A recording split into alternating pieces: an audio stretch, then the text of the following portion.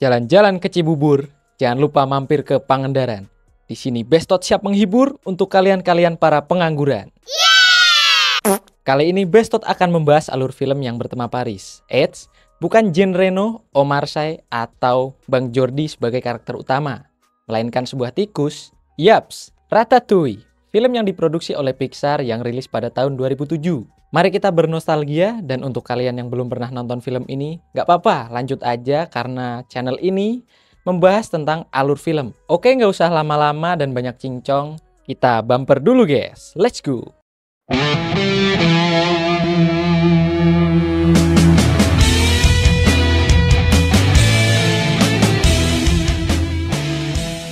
Di sebuah rumah terpencil jauh dari keramaian kota, hiduplah seekor curut muda bernama Remy. Bukan curut kalau hidupnya nggak kelompok. Yaps, Remy hidup dengan kakaknya bernama Emil dan sang ayah, si ketua geng bernama Jenggo.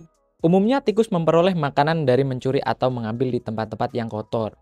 Namun Remy berbeda. Ia enggan memakan makanan yang kotor dan lebih memilih mencuri makanan di dapur yang sudah terjamin kebersihannya. Remy juga mempunyai kelebihan yaitu pada indera penciumannya yang dapat mengetahui komposisi makanan dari baunya saja.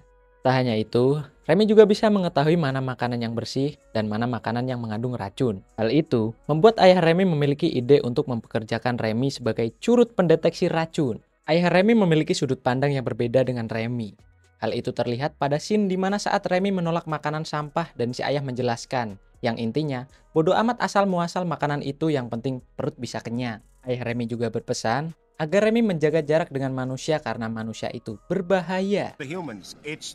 Suatu hari Remy pergi ke dapur dan tak sengaja ia melihat idolanya Gusto yang sedang iklan restorannya di TV. Gusto berkata, "Anyone can cook." Mendengar itu, Remy memiliki ide gila, yaitu ingin mengkombinasikan jamur dengan keju. Ia dibantu kakaknya yaitu Emil. Emil tampak heran melihat adiknya yang jalan layaknya manusia, dan jawaban Remy di luar nurul, yaitu Remy tidak ingin tangannya kotor saat memegang makanan. Kembali ke rencana Remy, semua bahan sudah terkumpul, tinggal bagaimana cara memasaknya. Dan ya, Remy memiliki ide untuk memanggang bahan-bahan makanan itu di cerobong asap. Setelah sampai di atap, Remy langsung memanggang, namun tiba-tiba, duar! Mereka berdua tersambar petir. Bukannya takut atau trauma, Remy nampak kegirangan karena sambaran petir itu membuat rencana mereka berhasil. Kegilaan terus berlanjut karena Remy merasa kurang kunyit di masakannya dan memaksa kakaknya membantu Remy mencuri kunyit di dapur.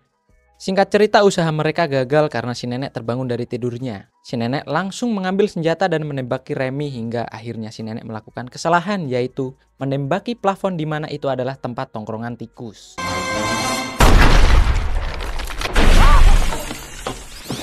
Situasi menjadi kacau. Terlihat para tikus berlarian sedangkan Remy malah berbalik ingin kabur sambil membawa buku karangan Gusto. Para tikus berencana kabur lewat selokan. Namun serangan si nenek membuat Remy tertinggal dari kawanannya. Di dalam selokan ada dua cabang membuat Remy kebingungan. Sialnya, Remy masuk sisi selokan dengan arus yang curam dan membuatnya terombang-ambing. Remy selamat pada kejadian itu. Ia lalu menunggu bantuan sambil membaca buku karangan Gusto. Remy merasa kelaparan hingga sosok imajinasi Gusto muncul di hadapannya. Dengan arahan sosok Gusto, Remy yang kelaparan langsung merangkak ke permukaan untuk mencari makanan. Namun saat hendak menggigit makanan, sosok Gusto kembali muncul dan mengagetkan Remy. Dan sosok itu memarahi Remy. Remy lalu pergi ke atap dan ketika ia melihat dari atas, ia tersadar bahwa sekarang Remy berada di kota Paris. Sementara itu di dalam dapur restoran, seorang pemuda bernama Alfredo Linguini sedang menunggu untuk bertemu kepala koki, sekaligus pemilik restoran bernama Skinner. Linguini juga memberikan sepucuk surat dari ibunya, berharap dengan surat itu ia dapat pekerjaan di restoran ini. Linguini adalah anak dari mantan pacar Gusto dulu, namun ibu Linguini bernama Renata baru saja meninggal. Awalnya Skinner mengabaikan surat itu, namun rekan yang lain sudah mempekerjakan Linguini sebagai tukang bersih-bersih. Sementara itu, di atap restoran, Remy dengan teman barunya Gusto sedang mengamati orang-orang di dapur dan menebak tugas dari orang-orang itu. Remy juga mengamati Linguini yang dianggapnya bukan bagian dari chef dapur. Bersamaan dengan itu, Linguini secara tidak sengaja menumpahkan sup dan Linguini akan membuatnya lagi dengan bahan asal-asalan. Melihat itu, Remy panik. Lalu ia terjatuh ke wastafel dan terus kabur-kaburan agar tidak dilihat orang.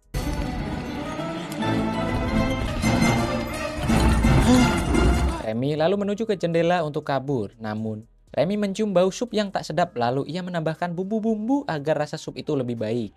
Saat itu juga, Rogusto muncul dan memberitahu Remy bahwa kesempatan di depan mata untuk mencoba hal baru, yaitu memasak, dan membuktikan moto Gusto, anyone can cook. Dengan indera penciuman Remy yang tajam, ia menambahkan bumbu-bumbu dapur yang sudah tersedia di dapur, namun aksinya ketahuan Linguini.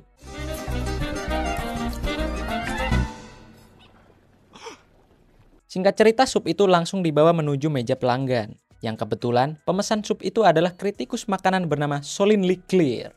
Awalnya Skinner marah karena Linguini yang tukang bersih-bersih malah memasak di dapur dan Skinner juga berniat memecat Linguini. Namun, koki wanita bernama Colette meyakinkan Skinner untuk tidak memecat Linguini karena dia yakin Linguini lah yang memasak sup yang ternyata disukai oleh si kritikus itu. Di sela perdebatan, Remy mencoba kabur namun dia berhasil ditangkap oleh Linguini. What should I do now? Skinner menyarankan Linguini untuk membuang tikus itu. Linguini lalu bergegas dengan sepedanya dan mencoba membuang si tikus Remy. Di sungai itu, Linguini tampak kesal dan penuh emosi karena ia diancam kepala koki Skinner untuk memasak sup itu lagi. Padahal, Linguini tidak memiliki keterampilan memasak. Di sana, Linguini nampak terkejut karena tikus dapat memahami bahasa manusia. Lalu, ia mencoba melepaskan Remy, namun Remy kembali dan mereka sepakat untuk bekerja sama.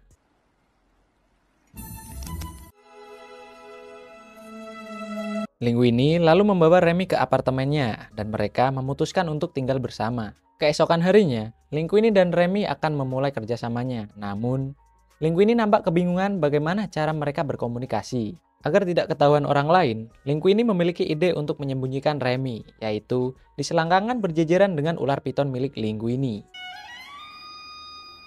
Di dalam dapur, Linguini nampak kesakitan karena gigitan Remy. Lalu, mereka pergi ke gudang makanan untuk berdiskusi lagi. Mereka nyaris ke Gap Skinner. Namun, Linguini dengan sigap menyembunyikan Remy di topinya. Dan pada akhirnya, mereka memilih ide untuk berkomunikasi yaitu dengan menarik rambut Linguini seperti tuas analog. Mereka lalu berlatih hingga pada akhirnya berhasil menyelesaikan tantangan Skinner untuk membuat sup itu kembali.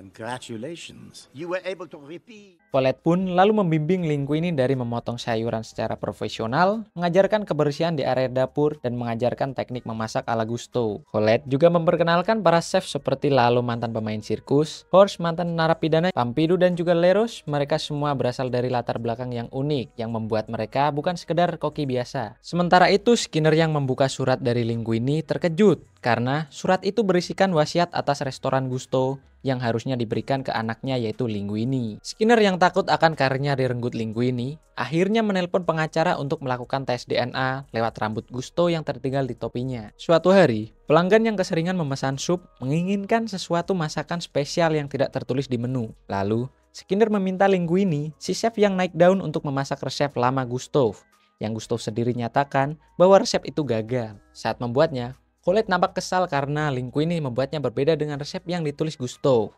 Tapi, seusai dihidangkan, ternyata pelanggan suka dan membuat hampir semua pelanggan memesan menu serupa.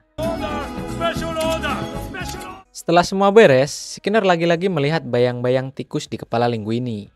Dan ia mencoba menangkapnya, tetapi tikus itu telah dipindahkan oleh Linguini keluar. Kemudian, Skinner mengajak Linguini ke ruangannya dengan maksud membuat ia teler dan mencoba menggali informasi tentang perihal curut tersebut. Namun, usaha itu gagal karena Linguini tidak mengatakan hal yang sebenarnya. Skinner yang kesal lalu menyuruh Linguini untuk beres-beres dapur seorang diri. Sementara itu, Remy yang sedang menikmati hidangan di luar dikagetkan tikus lain yang ternyata itu adalah kakaknya yaitu Emil. Remy lalu memarahi Emil yang selalu makan makanan sampah. Remy memutuskan untuk kembali ke dapur untuk memberikan makanan yang bersih. Setelah Remy memberikan makanan, ia memutuskan untuk mendatangi koloni. Sesampainya di sana, ternyata Remy hanya sekedar berkunjung dan tidak menetap. Hal itu membuat sedikit cekcok antara ayah dan anak. Lalu Jingo mengajak Remy ke suatu tempat di mana tempat itu banyak tikus yang mati karena ulah manusia. Dan Jingo memperingatkan Remy agar menjauh dari mereka, karena tikus tidak mungkin bisa hidup berdampingan dengan manusia. Namun Remy tidak mempercayai hal itu, lalu ia pun pergi. Keesokan harinya, Remy kembali ke restoran lalu menemukan Linguini yang ketiduran. Ia pun langsung bergegas membangunkan Linguini karena ia mengetahui Colette tiba di restoran. Lalu Colette mengajak ngobrol Linguini yang sedang tertidur pulas. Merasa kesal karena didiemin, Colette menggambar Linguini. Dan Linguini tersadar lalu mendengarkan perkataan Colette yang suka padanya. Di dalam ruangan pribadinya, Skinner diberitahu pengacara bahwa tes DNA sudah keluar dan hasil DNA cocok. Linguini fix anak dari Gusto. Kembali ke Linguini yang semakin dekat dengan Colette. Sampai-sampai membuat Remy tercampakkan. Hal itu terlihat ketika mereka berkencan dan meninggalkan Remy. Remy yang sendirian lalu dihampiri kakaknya beserta rekan klannya untuk meminta makanan. Remy lalu menuju gudang, tapi gudang itu digembok. Ia lalu mencari kunci gembok di dalam ruangan Skinner.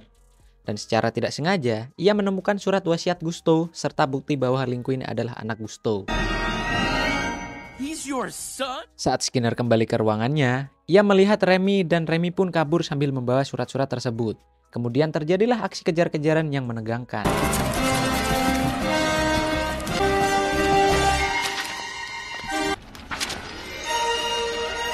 Remy yang berhasil kabur memberikan surat itu ke Linguini dan membuat Skinner dipecat dari restoran. Akhirnya, Skinner pun tahu bahwa yang membuat karir Linguini melejit adalah si tikus. Dan Skinner secara diam-diam ingin menangkapnya agar ia bisa kembali mengambil kendali di restoran Gusto. Sementara itu di tempat lain, Anton Ego, dia adalah kritikus makanan yang dulunya pernah mengkritik pedas restoran Gusto. Kini, dia dikagetkan karena berita bahwa restoran Gusto kembali populer. Ia pun akan meninjau restoran itu keesokan harinya. Di sidang pers itu terlihat, Linguini merasa tertekan karena Anton Ego meminta Linguini untuk membuat makanan yang enak untuk dikritik besok. Setelah sidang itu selesai, Remy dan Linguini cekcok. Lalu Remy yang kesal membalasnya dengan membawa seluruh klan untuk mencuri semua makanan di restoran. Linguini yang merasa bersalah berusaha mencari Remy untuk meminta maaf. Hingga akhirnya, para tikus itu ketahuan ketika beraksi mencuri makanan. Dan Linguini pun mengusir mereka semua termasuk Remy, dan Linguini berkata tidak ingin menemui Remy lagi. Hal itu membuat Remy bersedih dan akhirnya Remy tertangkap oleh Skinner. Besok malamnya, Linguini sebagai kepala chef baru bertugas memimpin rekannya. Namun, terlihat kegaduhan karena Linguini lupa akan resepnya. Kembali ke Remy yang berhasil kabur karena dibantu oleh kakaknya Emil dan ayahnya Django. Remy kemudian menuju restoran. Di saat itu juga, Linguini mencoba jujur ke semua rekan chefnya. Kalau yang selama ini membantu Linguini memasak adalah Remy yang ia sembunyikan di topinya. Kenyataan yang diungkapkan Linguini membuat semua rekan kerjanya kecewa dan memilih untuk cabut termasuk Colette. Colette lalu pergi, namun saat ia melihat buku buatan Gusto di etalase toko, Colette pun sadar akan pepatah Gusto yaitu anyone can cook. Django yang mengetahui tekad anaknya membawa semua klannya untuk membantu Remy. Lalu para tikus menangkap Skinner dan juga inspektur kesehatan yang baru datang agar tidak mengganggu. Linguini dengan sepatu rodanya dengan cepat melayani para customer seorang diri. Kemudian Colette datang untuk membantu, membuat hidangan bernama ratatouille untuk Anton Ego.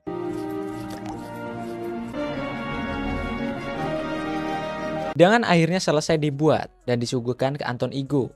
Saat Anton Ego memakannya, ia terkejut karena masakan itu mengingatkannya akan kenangan masa lalu tentang masakan ibunya.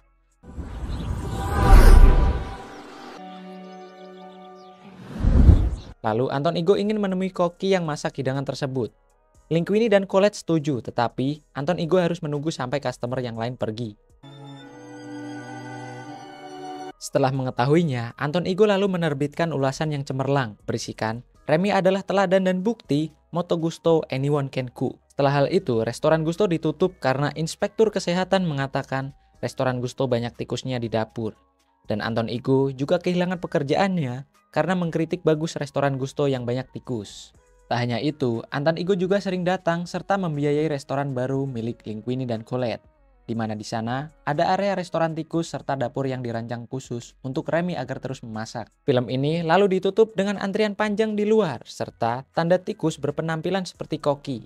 Dan di bawahnya bertuliskan La Ratatouille. Dan film pun tamat. Menurut kalian gimana? Menurut saya sih cerita ini bagus dan unik. Tulis pendapat kalian di kolom komentar ya. Saya Bestot undur diri. Jangan lupa like, komen, dan subscribe. Serta tonton video kami yang selanjutnya. Bye-bye.